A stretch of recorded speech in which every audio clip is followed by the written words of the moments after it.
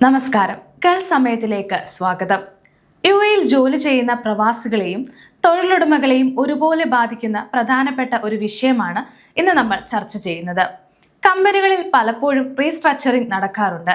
ഈ സമയത്ത് ജീവനക്കാരുടെ തസ്തിക മാറ്റാനോ ശമ്പളം കുറയ്ക്കാനോ കമ്പനിക്ക് നിയമപരമായി സാധിക്കുമോ? പലർക്കും ഇതിനെക്കുറിച്ച് വ്യക്തമായ ധാരണയില്ല. അന്താരാഷ്ട്ര മാധ്യമങ്ങളുടെ റിപ്പോർട്ടിനെ അടിസ്ഥാനമാക്കി യുഎഇ തൊഴിൽ നിയമം ഇക്കാര്യത്തിൽ എന്തു പറയുന്നു എന്നാണ് നമ്മൾ ഇന്ന് വിശദമായി നോക്കുന്നത്. യുഎഇയിലെ കമ്പനികൾ സാമ്പത്തിക ലാഭത്തിനായോ പ്രവർത്തന മികവിനായോ റീസ്ട്രക്ചറിംഗ് നടത്താറുണ്ട്. എന്നാൽ ഇതിന്റെ ഭാഗമായി ഒരു ജീവനക്കാരന്റെ ശമ്പളം കുറയ്ക്കണമെന്നോ നിലവിലുള്ള സ്ഥാനത്ത് നിന്ന് താഴെ തട്ടിലുള്ള ഒരു സ്ഥാനത്തേക്ക് മാറ്റണമെന്നോ കമ്പനി തീരുമാനിച്ചാൽ അതിന് കൃത്യമായ നിയമങ്ങളുണ്ട്. യുഎഇ നിയമപ്രകാരം ഒരു ജീവനക്കാരന്റെ ശമ്പളം കുറയ്ക്കാനോ തസ്തിക മാറ്റാനോ തൊഴിലുടമയ്ക്ക് ഏകപക്ഷീയമായി തീരുമാനമെടുക്കാൻ കഴിയില്ല. ഇതിന് ആ ജീവനക്കാരന്റെ രേഖാമൂലമുള്ള സമ്മതം നിർബന്ധമാണ്. അതായത് പുതിയ മാറ്റങ്ങൾ ഉൾക്കൊള്ളിച്ചുകൊണ്ടുള്ള കരാറിൽ ജീവനക്കാരൻ ഒപ്പിടാത്ത പക്ഷം ശമ്പളം കുറയ്ക്കുന്നത് നിയമവിരുദ്ധമാണ്. യുഎഇ തൊഴിൽ നിയമത്തിലെ ആർട്ടിക്കിൾ 24 പ്രകാരം മാസാടിസ്ഥാനത്തിൽ ശമ്പളം വാങ്ങുന്ന ഒരു ജീവനക്കാരനെ മറ്റ് രീതികളിലേക്ക്, ഉദാഹരണത്തിന് ദിവസം, ആഴ്ച അല്ലെങ്കിൽ മണിക്കൂർ അടിസ്ഥാനത്തിലുള്ള കൂലിയിലേക്ക് മാറ്റണമെങ്കിലും ജീവനക്കാരന്റെ രേഖാമൂലമുള്ള സമ്മതം ആവശ്യമാണ്. ഇത്തരത്തിൽ മാറ്റം സംഭവിക്കുമ്പോൾ അതുവരെ ജീവനക്കാരൻ നേരിടാത്ത മറ്റ് ആനുകൂല്യങ്ങളെ അത് ബാധിക്കാനും പാടില്ല. ഒരുപക്ഷെ ഇത്തരത്തിലുള്ള മാറ്റങ്ങൾക്ക് ജീവനക്കാരൻ തയ്യാറല്ലെങ്കിൽ അല്ലെങ്കിൽ ജോലിയിൽ നിന്ന് പിരിഞ്ഞു പോകേണ്ട സാഹചര്യം വന്നാൽ അവർക്ക് ലഭിക്കേണ്ട ഫൈനൽ സെറ്റിൽമെന്റ് എന്തൊക്കെയാണെന്ന് അറിഞ്ഞിരിക്കണം. ഗൾഫ് ന്യൂസ് റിപ്പോർട്ട് ചെയ്ത പ്രകാരം ഇനി പറയുന്ന ആനുകൂല്യങ്ങളാണ് നിങ്ങൾക്ക് ലഭിക്കുക. ഒന്നാമത്തത് എൻഡ് ഓഫ് സർവീസ് ഗ്രാറ്റുവിറ്റിയാണ്. ഇത് കണക്കാക്കുന്നത് നിങ്ങളുടെ അടിസ്ഥാന ശമ്പളത്തിന്റെ, അതായത് ബേസിക് സാലറിയുടെ അടിസ്ഥാനത്തിലാണ്.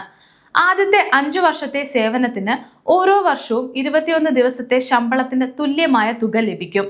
5 വർഷത്തിന് മുകളിലുള്ള ഓരോ വർഷത്തിനും 30 ദിവസത്തെ ശമ്പളത്തിന് തുല്യമായ തുക ലഭിക്കും. ഇനി വരുന്നത് നോട്ടീസ് പീരീഡിന്റെ പേയ്മെന്റ് ആണ്. ലേബർ കോൺട്രാക്റ്റിൽ പറഞ്ഞിട്ടുള്ള നോട്ടീസ് കാലയളവിലെ ശമ്പളം ഇത് ഫുൾ സാലറിയുടെ അടിസ്ഥാനത്തിലാണ് നൽകേണ്ടത്.